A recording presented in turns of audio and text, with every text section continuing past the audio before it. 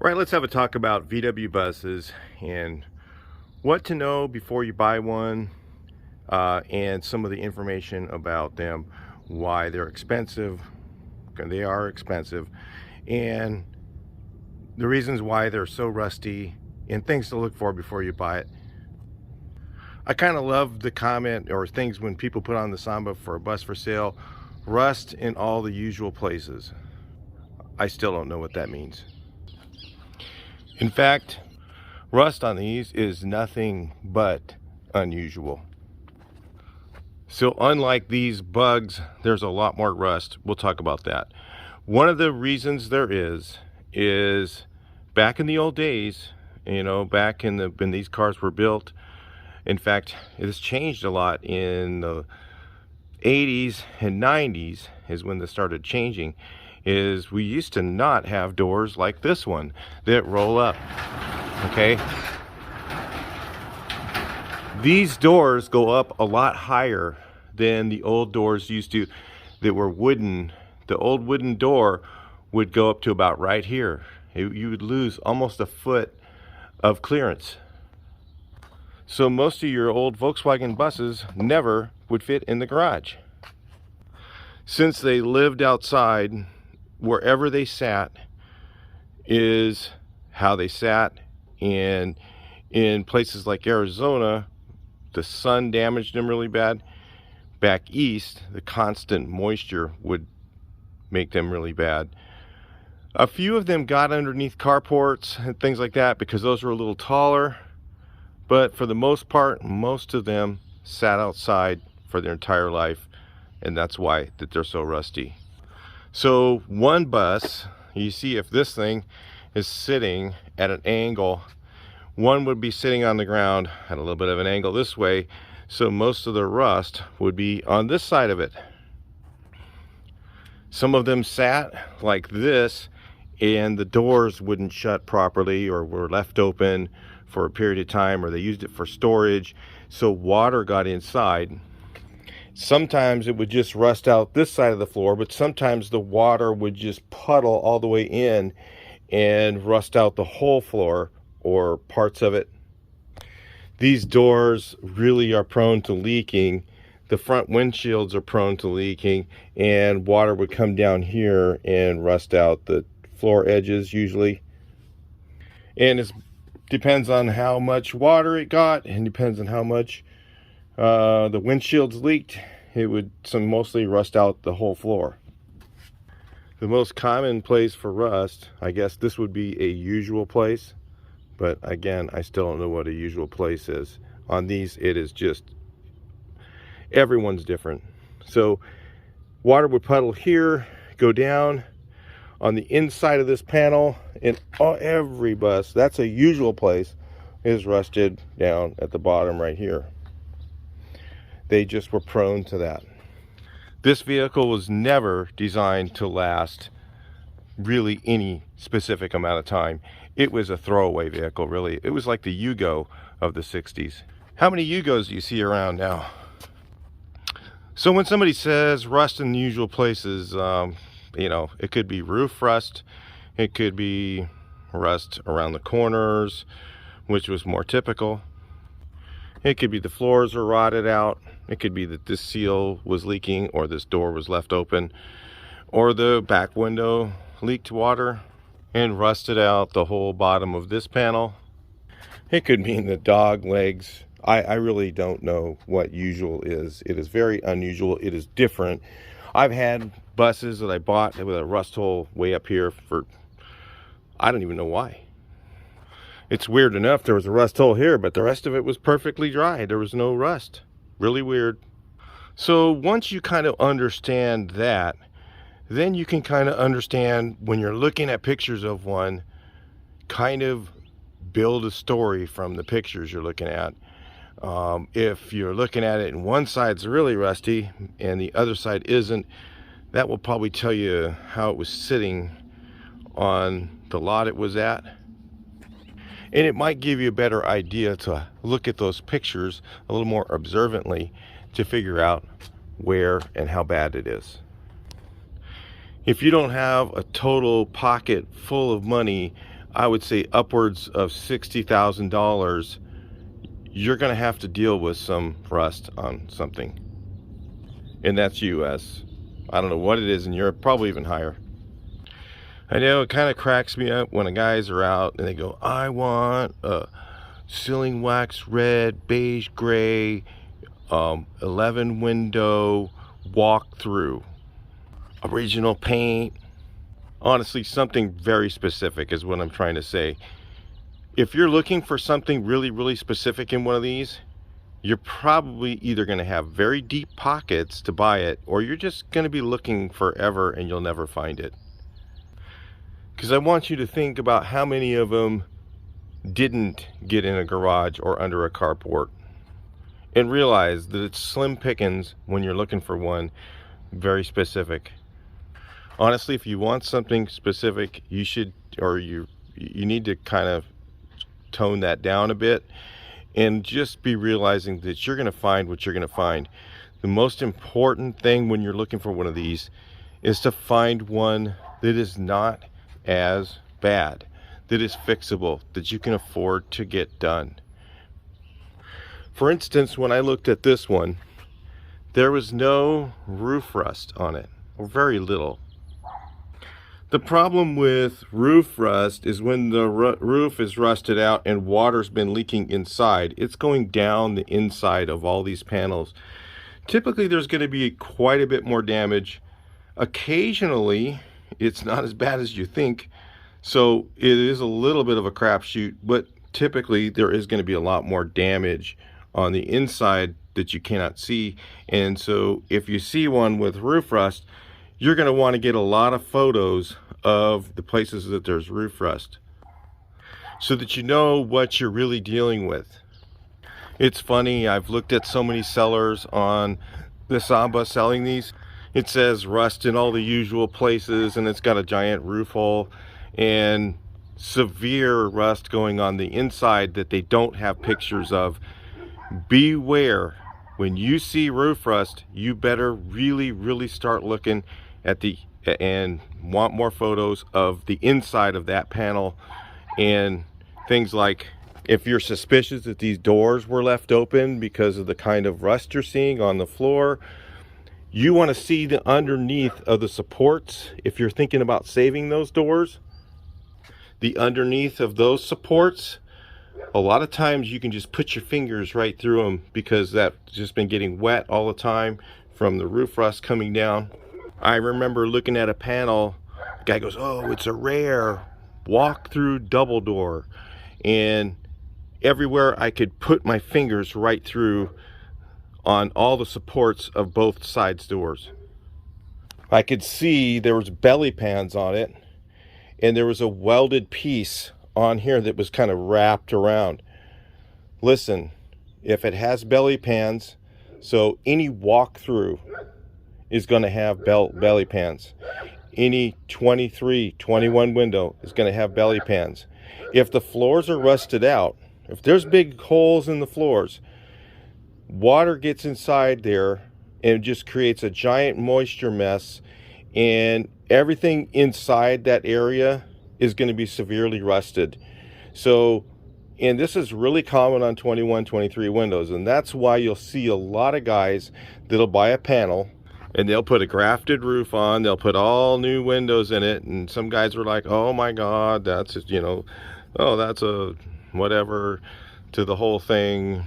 You know, if you want a 23 window, you want one that's good, you're probably better off buying that grafted one, because the one that other one may or may not have been totally roached and just repaired up and not done correctly. You can hide a whole lot of stuff underneath a belly pan and a floor. That's encased in there. You don't know what's inside there. That is if you're buying one already done. If you're buying a project, sometimes to me, you can see what you're dealing with. You know it's going to be expensive. You know you're going to have $60,000, $70,000, $80,000 in repairs or more to do that, especially a 21 or 23 window. There's always rust around the windows up here. The skylight glass, because it's on the roof, again, because it was outside typically, and it has a sunroof, which got old and weathered away, typically would leak onto the floors. The floors would be shot, go through the floors, get entrapped inside, underneath, between the floors and the belly pan, and rust the hell out of everything down there. So is that the usual rust? I have no idea. I just know that they're really bad a lot of times. So listen, you know, if you're looking for numbers matching correct and all that stuff, again, if you're a collector, you know, you're probably going to want the one that's got the numbers matching and all that stuff, and you're not going to drive it. You know, honestly, this isn't really the video for you. You're going to probably know what you're looking at. This is for the guy who wants to use it and drive it. So a use it and drive it guy, to me, you know, if you can find something, if you want a 23 window, if you want a 21 window, and if it's grafted and it's done nice, it's really maybe the better way to go. I don't know. You know, it depends on how observant you are when you look at it, and who did the work, and did they protect everything after they did it, before they put those belly pans on, and how much money you're willing to spend. Because if, you know, honestly, if you're looking at numbers matching, really done nice, you're looking at $150,000 to $250,000 for a 21, 23. You know, I've seen guys sell grafted stuff for about 60 or 70. You know, it's your pocketbook. If you want the numbers to match and all that stuff, then, you know, that's what you're looking at. So on VW buses, there's so many nooks and crannies underneath them for water, dirt, sand, and all that stuff get entrapped. So if one was used at, say, the beach in Florida, it's probably going to have pretty bad rust, even if you know, it doesn't say it did. So again, you're going to want to look underneath it and really look for dirt that might have gotten in a nook or cranny and stayed there, and when that dirt gets wet, it's going to get constant rust going on underneath there.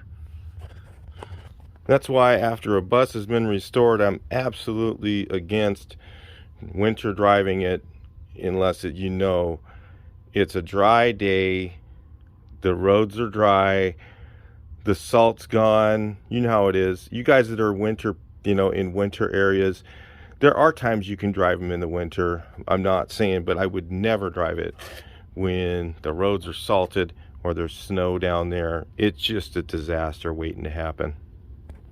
Even in severe rain, again, when dirt gets into places and stays there, you're going to want to go underneath your bus and constantly wash it after you get it restored, and make sure there's no dirt left in the corners and nooks and crannies and things like that, and you know, keep that dirt from getting moisture on it. That's, you know, if you're looking at keeping it for a long time, those are good pieces of advice. So now, if you're willing to do all the work yourself, which I would highly suggest, if you're not, again, you're looking at the average guy who takes a bus, and I'm talking about just the body restoration, not the engine. If you take engine and transmission and brakes, if you take it to a metalwork shop, you're looking at $70,000, $80,000, $90,000, and with inflation, you might have a price increase in the middle of that process. And that is if she's not too bad. If she's got roof rust running down the walls, and you've got support issues, like if your long panel supports are toast, you know, from roof rust, and you've got to replace the roof panel, it just can go up from there, guys. That is why I bought this bus and put it on YouTube to do the restoration, is so that the average guy can watch the videos of this series of videos for this bus and learn how to do his own metalwork. Between this and the videos on this, especially with the nose and stuff like that, if you're going to replace the whole panel, you could get a result that is as nice as this one. And this is a really nice bus. It is not as nice as maybe one that you took to a restoration place and spent $100,000 on, and then you wonder why that bus is for sale for $250,000. Well, the guy had to keep it there for all that time, and you're getting it right now. So that's just the way it works, guys. And or it's a collector or something like that. Basically, those ones are up in the collector editions. The key things on looking for when you're looking at these is if the rust is very catastrophic, and the other thing you're looking at in addition to that is how complete the bus is. So if it's missing the seats, that's a pretty big expense. You're looking at $1,200, $1,500 just for these two seats. And again, this price could change over time. If it's got a middle seat missing, though, that is a really expensive problem. Unless you just go with the bay window seat, and those are actually becoming less and less available. The rear seats are even expensive. You know, just look up the prices of this stuff. You will be shocked. Whatever you think, oh wow, I only paid $10,000 for the project. Well, you're gonna have maybe $10,000 or more in seats if you have them reproduced. So I've been looking at some projects and I was going, well, taillights are missing, this thing's missing, that's missing, that's missing, those taillights are missing, the handles are gone, the gauges are gone, the latches are gone, the handles, all this stuff is gone. You add up all the price for all that stuff and you're talking a lot of money. So if your only concern is rust and you're looking at dry buses and you're going, wow, this one's pretty dry, but it's missing all these parts, that's a huge problem. That's a huge expense. Missing the bumpers, those are expensive. The bumpers on this thing for aftermarket ones are $500 or more a piece. You're talking $1,000 just right there. Boom. You're going to go to $10,000, $15,000, $20,000 in parts that are missing really quick when it's missing a lot of stuff. I'm not going to name any names, but I know guys who buy buses, tear them all apart, take the jealousy windows out. They take all the glass out of it. They sell all that stuff. Okay. And then what they do is they'll sell you the project for, I don't know, whatever, $8,000, $10,000. And then you go, and then the guy goes, oh, you need some parts? Yeah. Hey, listen, I got the, you know, I have these door handles and I got all this stuff. By the time you're done, you're at 15. And you could have just bought the other bus that was available, maybe a driver for 20. Honestly, I don't see very many non-rusted drivers for 20,000 anymore. It's more like 30 probably. But I'm saying that you need to weigh out some of those things when you're buying it. Those are huge things. Number one, how complete is the bus? Number two, how rusty is it? How bad is it? And then how much are those patch panels going to cost? You know, for a while there, these corners were $500 to the belt line.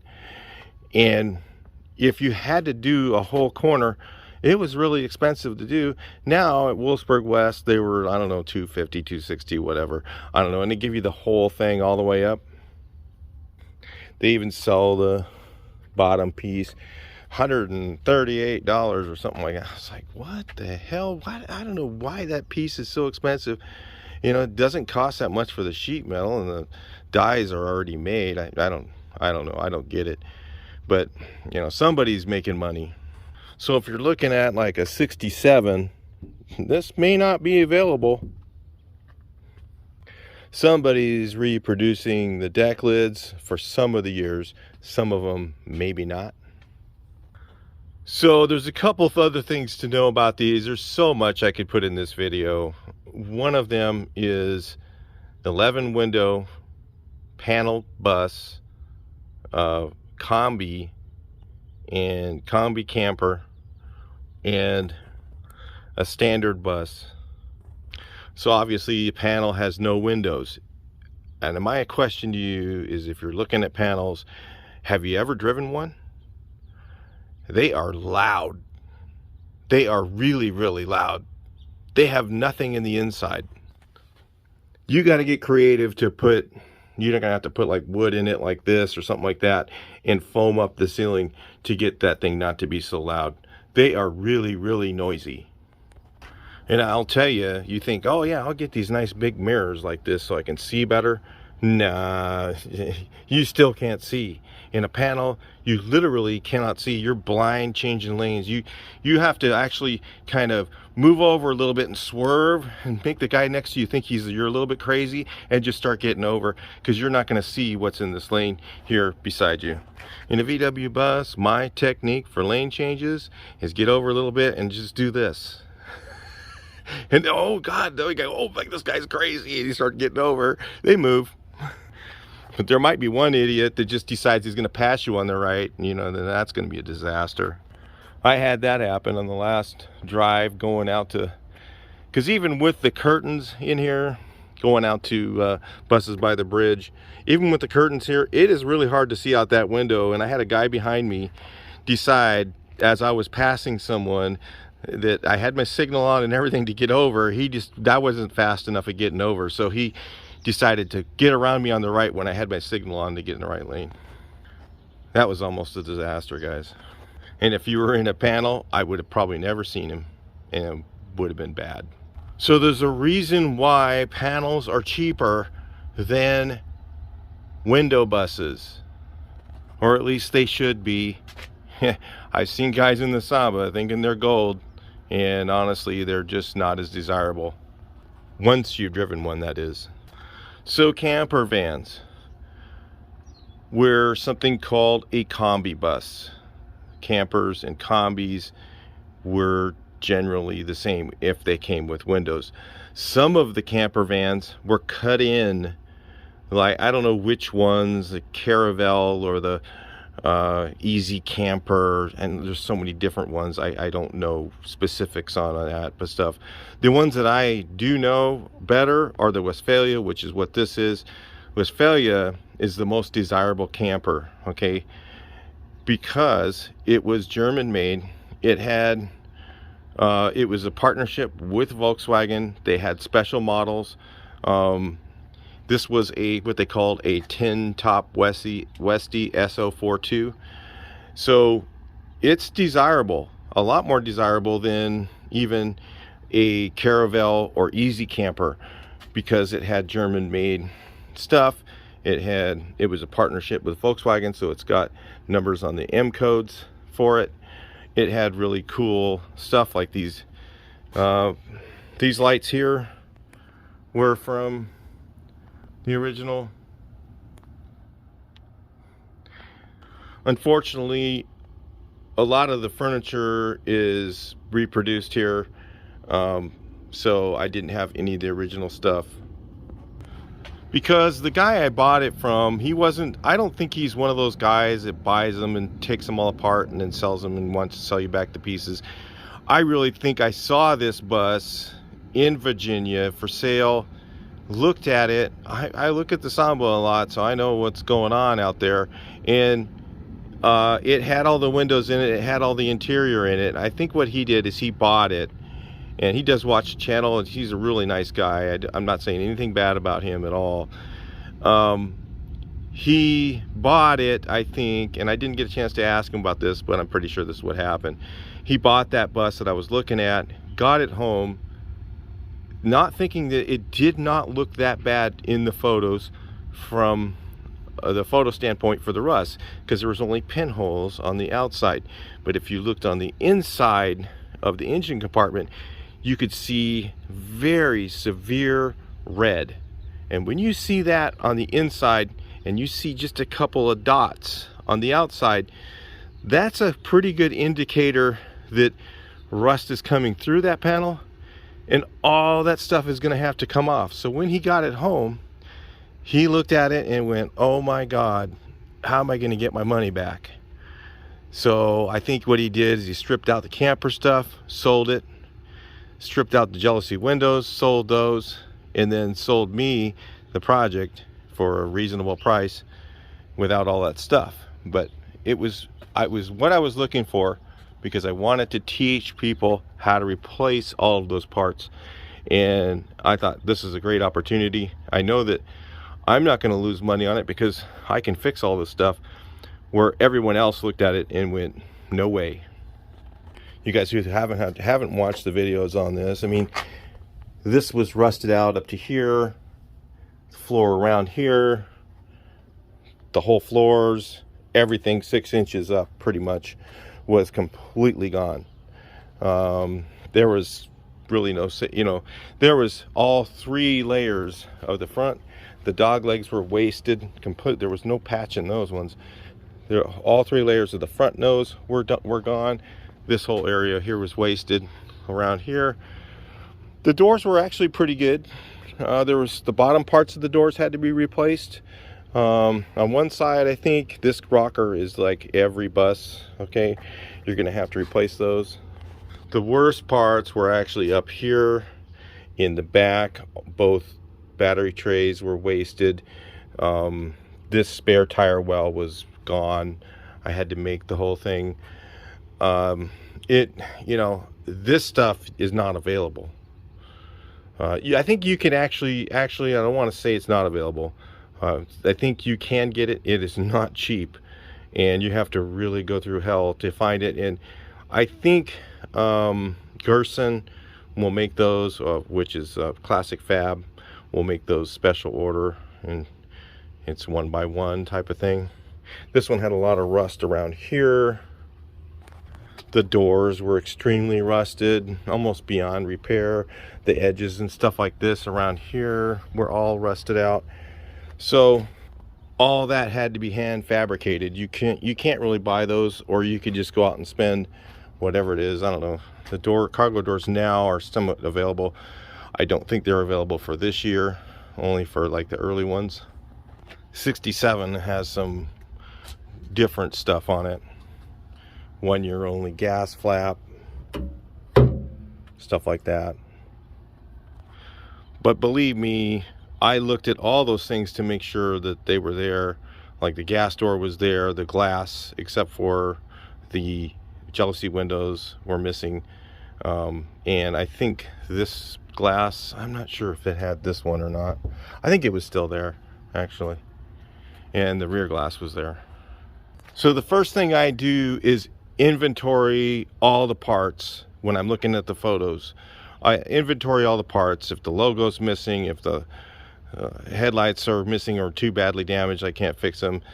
If the mirrors are missing, if all the door handles are missing, the door latches are missing, the glass, I just look at the photos and I look for all the stuff. Okay, and I kind of know about how much that stuff costs, and I'll add that up as part of the cost of the project. Again, this one had tail lights. It had all the handles were on it. Even if they're in bad condition, I can reuse them, and then little by little upgrade. That's the whole idea of that. Somewhat recently, Wolfsburg West started making these reproduction, a full set with matching key, and it's not that bad. I think it's $200 or $300. I can't remember the exact price. So if you see that it's missing that stuff, you might want to go to Wolfsburg West website and kind of figure out, how much you're going to be into it for all those missing parts that are, if you're going to buy them new. And some of them that are missing, you're going to have to buy them used, and sometimes it is a search. Like, it just took me forever, and I just found the seat bottom for my 54. I actually was talking to a really nice guy from Colorado, had the seat bottom for this. I'm so stoked. He's sending it to me right now. Finding those early 50s seat bottoms sometimes can just be a nightmare, and it ain't cheap. So again, I'll inventory the seats, I look at the dash, see what's missing. even things like if this handle's missing, you might say, well, that's no big deal, they're like 20 bucks. But then you got the bolts, you got all the, you add up all those things that are missing, and you just kind of go, okay, it doesn't have a radio blank, it's missing the ashtray, it's missing the speedometer, it's missing the gas gauge, which is not going to work most of the time anyway. It's missing the horn button, it's missing the shifter. Kind of expensive sometimes. You can put a bay window one in it. I think there's a way to do that and modify it, and you can buy those new. But is it missing the knob for the, or is it missing the whole thing for the heater down there? The seat's gone again. That's like, I could say that 3 or 4 times. The seats are huge. Ignition switch, wiring, is the wiring gone? Is it so roached out you're not going to be able to fix it? You're going to have to pull a new harness. Those things are expensive. Then you look at the rust. You start with the roof. You look at the roof first. You're going to decide, okay, how bad is that roof? If you see holes, you're going to want to see photos of the inside. If you see pinholes on the outside, you think, oh, that's not that bad. Yeah, it's just a couple pinholes. No, that means the whole panel needs to come off and be treated behind and removed and get it off there and get all that rust out of there, or it's just going to continue to rust unless you're just going to leave it that way and just drive it, But really, a lot of stuff is not safe. You won't know till you get it home. Like, there's no chance I would have drove this bus the way it was. Even though you could have probably just put it together and drove it, it really wasn't safe. And all that's going to happen is just going to continue to rust more and more until those parts are just totally wasted and you're going to have to replace a lot more stuff. And that's what happens when they sit out places too. The longer they sit, so if you're looking at a 60s bus, okay, or a 50s bus, okay, and then you go, wow, I could get a 50s bus. It's going to have a lot more rust because it's been outside longer. A 60s bus probably is going to have less. Okay, so whatever rust I see, I add about 25 to 30% of what I'm looking at. I know when I buy something sight unseen, and I've bought several of these sight unseen, that whatever I see in a photo, and I will make them get me a lot of photos because I want to see everything, is that whatever I see in the photo, I'm going to add 25, 30, 40%. I look at the color of the rust. If the rust is really, really red, it's still rusting really bad. If it's brown, it's been out of it for a while. It might have been in a drier area. If it's red, it's been in the grass probably and just getting just wasted by water. I look at the color of the rust. Those are the things all the things I look at when I'm looking at photos. And so you guys that are selling these, you need to realize that we're going to get smart on this. The guys watching this video are going to get a little more smart, and they're not going to buy your piece of garbage you're selling for so much ridiculous amount of money. So you're going to have to come down on your price a little bit, buddy, because I've seen some serious garbage for sale, and they're wanting a ton of money just because it's one of these. And that doesn't mean it's worth it. Okay, that does not mean it is worth it just because it's got a Volkswagen emblem on it. Condition, missing parts, all that stuff is everything when it comes to buying one of these. So depending on what you're going to do with it, let's say you're going to lower it, you want to put disc brakes on it and all that, you're not going to care whether the tranny's any good at that point if you're going to do that. If you're going to go original, you're going to want to look at the tranny. You're going to see hopefully that it has a big nut transmission. It's been upgraded to the big nut. The big nuts were from 64 on up, I believe, and the big nut transmission is the only one you're going to want to build for the street to drive. So you're going to want to see if that nut on here behind this hubcap is a 46 millimeter, which if it's a later model, it's generally going to be there, but you still got to look because some guys just throw a tranny in it, and they throw a tranny in it to make it a roller, and then they sell it to you. Now, if you're going to go disc brakes, if you're planning on doing that, and I would highly suggest doing disc brakes in the front. and do the AC Industries kit is probably the best. You can hit up Eddie in Dave's Garage for a price on that. He's going to give you probably the best price on it. But if you're going to go willed wood and all that stuff, you're going to be talking about a narrowed beam. You're going to be talking about custom wheels only. You know, there's a lot to know about disc brakes if you want to go disc brakes. But the AC Industries one is the best one to me because it fits basically all the needs. You can go 15-inch wheels, you can go 14-inch wheels, you can do whatever you want to do with it. And they stop good, and it's the cheapest way out if you're going to go that direction. But you need to think about that all those things, you know, if you're going to go the Willwood, lowered, straight axle, you're going to probably add almost, I'm going to say, close to $10,000 to suspension and wheels in doing all that stuff. So if you're looking at one already done, okay, you can factor that into the price. So if you're looking at one, you're going, well, I got this one that's already done. The guy wants $35,000 for it. Okay, I can get a project and build it, and I'm going to put the wheels on it. It has the stuff I want is on that one already. You can kind of factor that in, that if it has those things that, and that's what you want, okay, then that might be worth it to spend to get the one already done. Engines today, for a good 2-liter engine, if you took it into a shop and just dropped it off and had them do it, you're probably looking at $8,000 to $9,000. No, I'm not kidding. Yeah, you can build a LS for cheaper. That's a 2-liter, carburetors, all the bells and whistles on it, alternator, everything. Probably looking at something like that. If the engine's missing, you need a case, everything.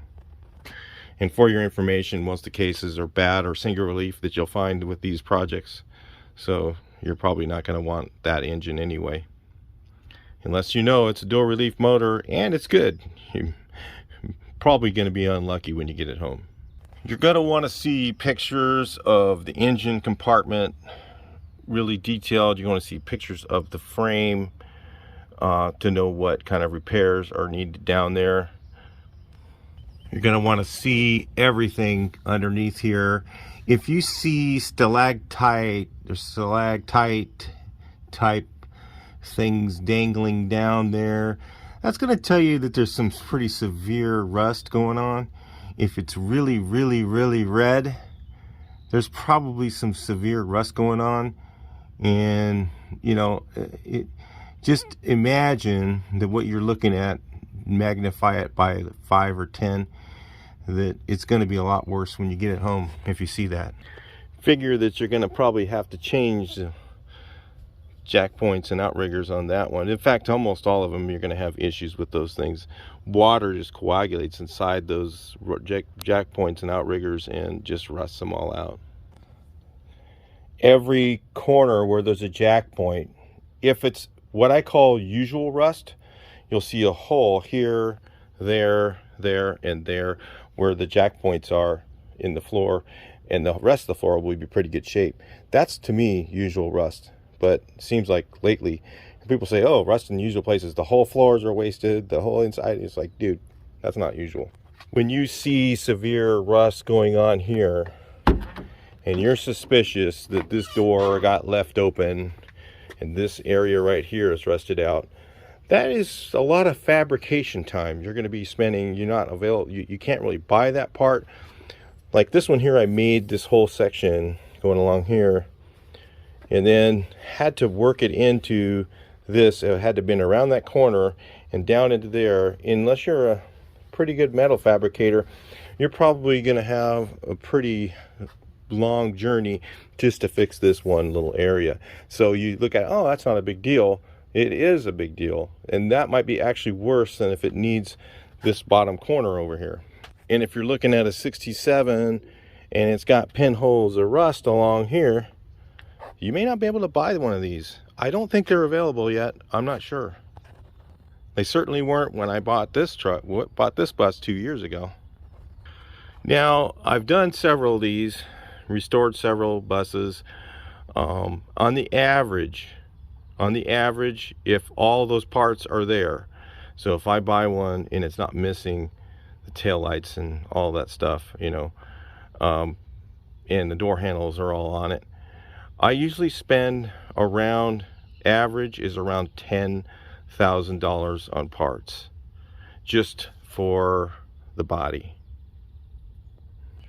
That's including some rust panels, not all the cargo floors, not all the front floors. It can get more than that.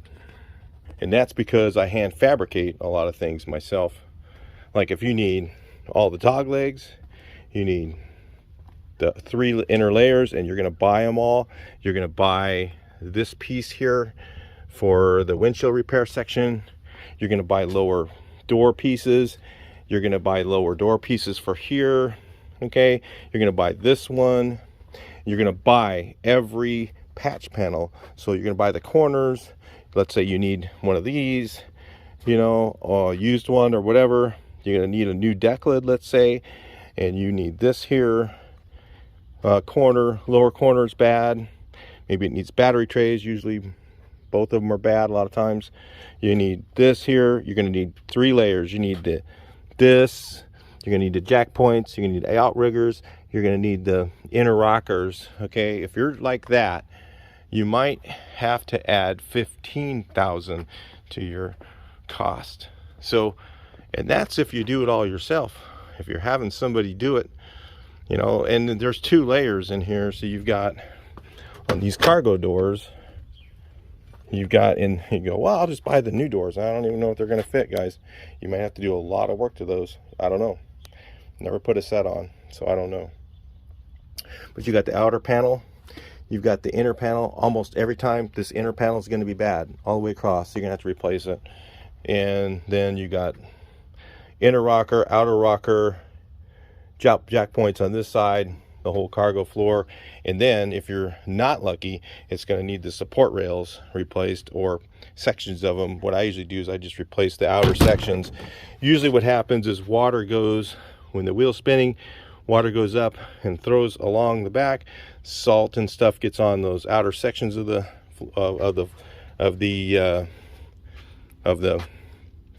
floor supports, and those supports start to rust out. And if you want to try and replace the entire one all the way across, you got cable holes, all this stuff, and shifter holes going through there. It's a real pain in the butt. It's easier just to cut them off and replace the outer sections of them. That's usually what I do if they're that bad.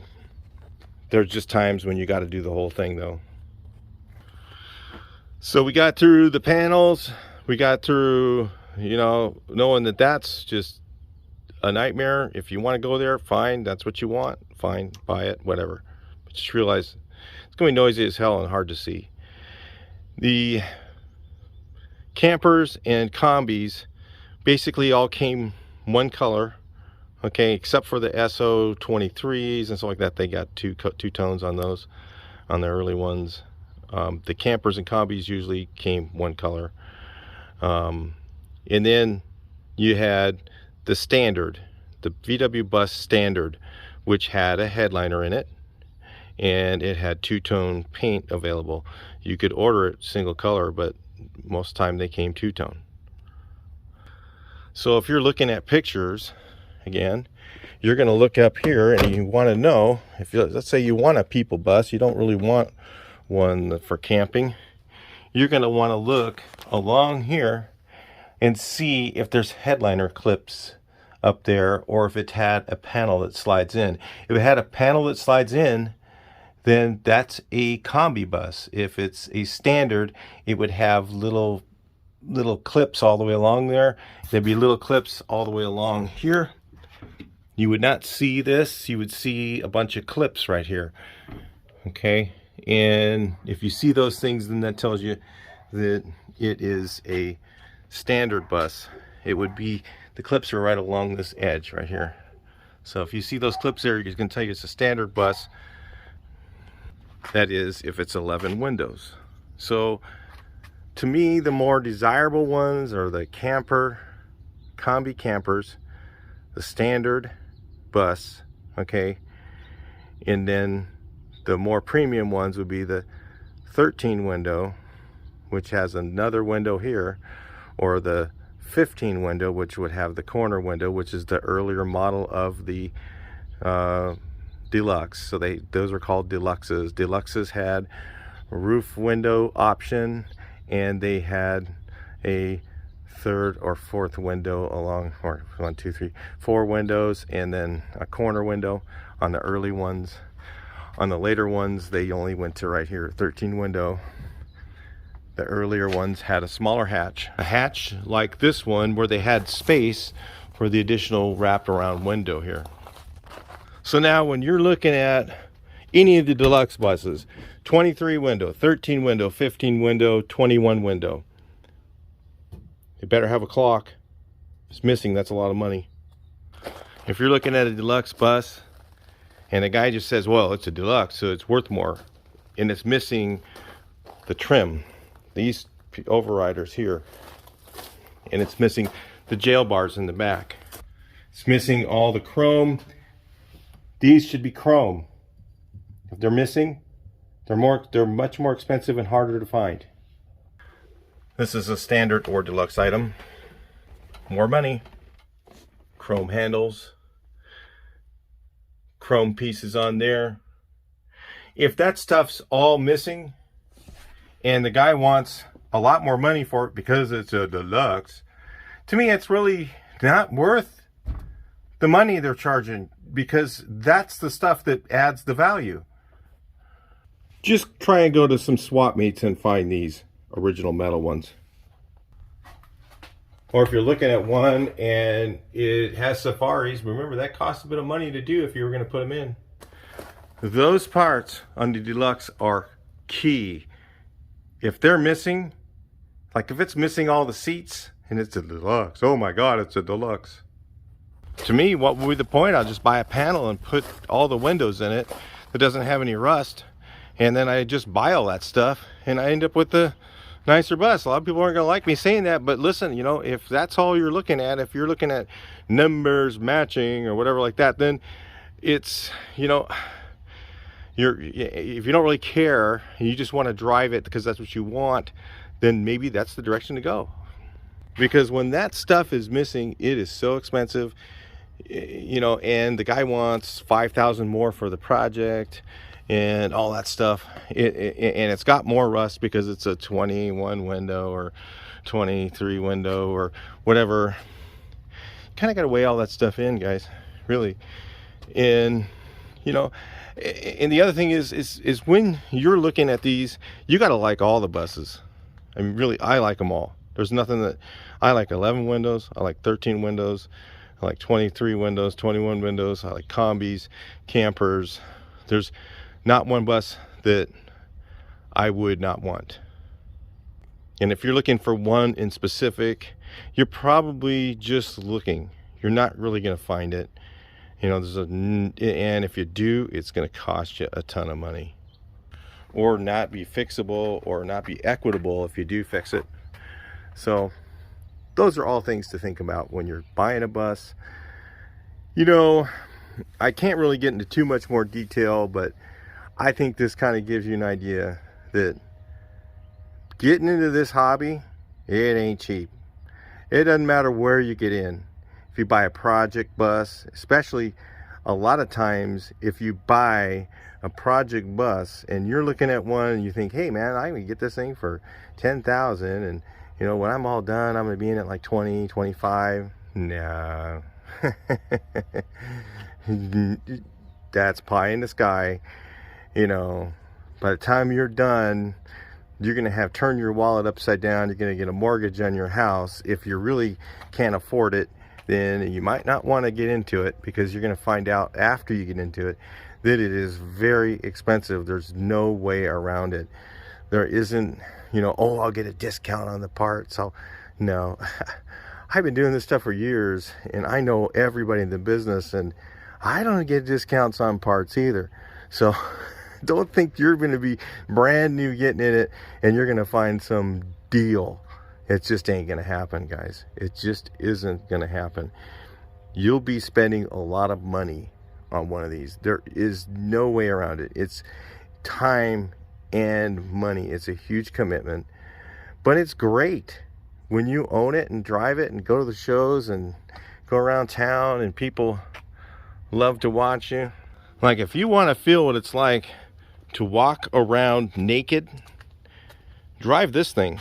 It'll give you basically the same thing. It's just like people just stare at you. It's just, I'll be driving and I was like, almost think people are gonna, oh no, don't look, so guy's gonna wreck into the car in front of him. So if you kind of watch the things that I'm looking at when you go to buy them, and you do that inventorying thing and you do that rust repair, looking at stuff, you're gonna find something that's doable, okay? And then all the other money that you're gonna spend, which it's gonna be there, you can do a little bit at a time. You know, you don't have to go and get it all done. And then if you watch some of the videos that, like when I did this one, I did a lot of handmade panels and stuff like that, to where, hey, I could save $100 on this, I could save $100 here, I can save $300 or $400 here. And you know, like a lot of times, most of the time, unlike this one, most of the time I will fix a bad dog leg if it's not too bad. These ones were just so bad.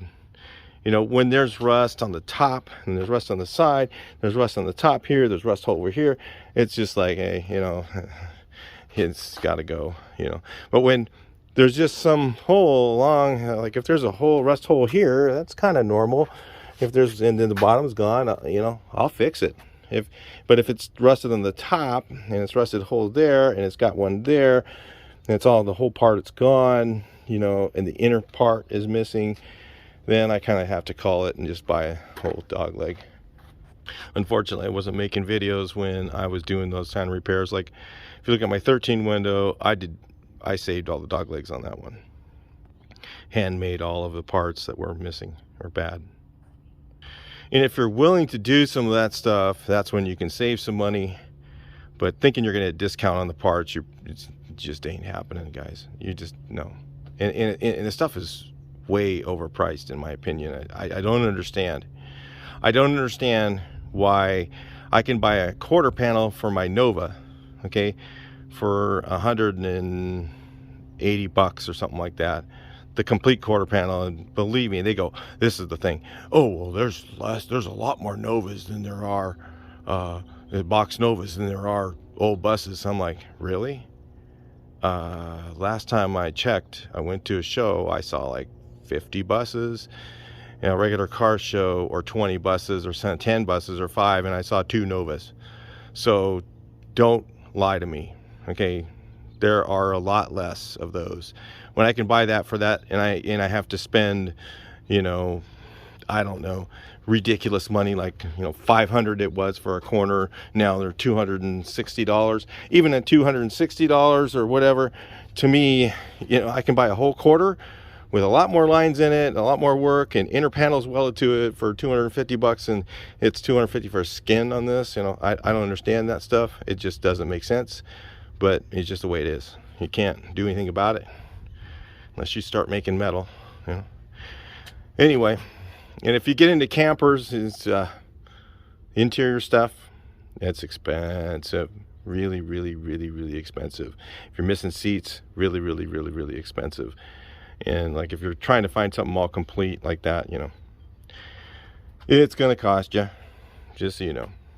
All right, so anyway, I just figured I'd make a video on this subject. Hopefully it helps some of you guys. I wish I could tell you more. There's so much more I know, but this thing's just gonna go on. I could go on 2 hours easily on this. I'll talk to you in the next video.